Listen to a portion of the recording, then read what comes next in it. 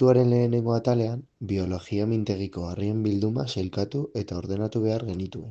Horretarako, bai irakasleen bai geologo baten laguntza eduki dugu.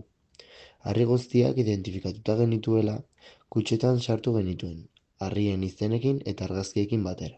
Kasu batzuetan, harriak mailuarekin apurtu behar izan genituen, kutxetan sartu ahal izateko. Arridearen pestizidak, inguruan barreiatuak, think about that, think about the world. Sandu, think about that, think about the world.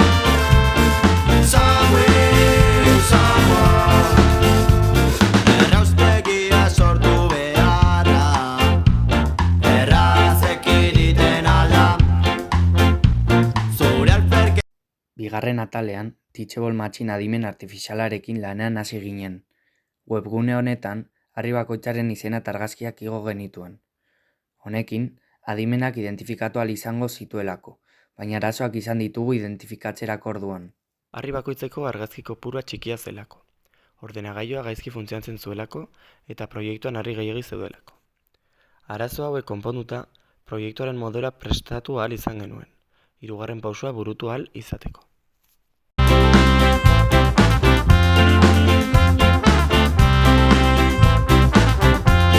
Zerua ez denean ikusten, hodeiak direla ustez.